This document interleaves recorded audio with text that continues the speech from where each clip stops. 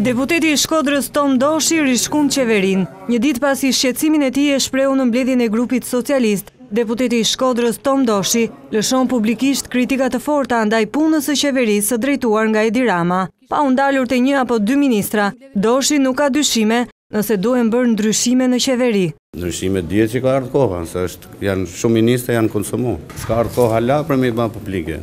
Një ditë pas akuzave të ashpra në mbledhjen e grupit socialist, Doshi shkon akoma më tej kur deklaron sot përpara kamerave se nuk është i vetëm në këto kritika.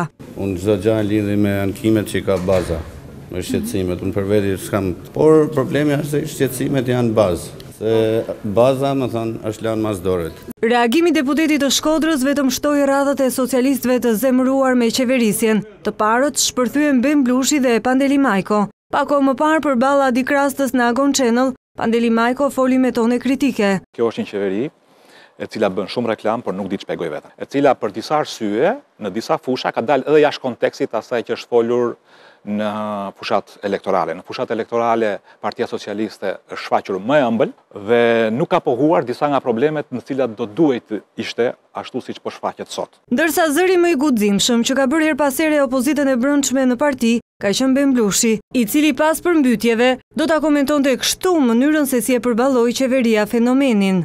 Nëse të varfrit binden se të gjitha burokracitë pluraliste nuk kanë fuqi ta mundin varfërinë dhe kur bën reforma, shoqëria ka humbur masën e ekuilibrit, ndërsa qeveritë fitojnë humbjen e parë. Dhe kjo është humbja më e madhe e çdo qeverie, dhe nuk është pak se të varfrit janë shumica, dhe me sa duket do mbeten shumica e përmbytur. Blushi gjithashtu fajsoi qeverinë për eksodin masiv të shqiptarëve, një fenomen ky i bërë publik pas vëzhgimeve të Agon Channel.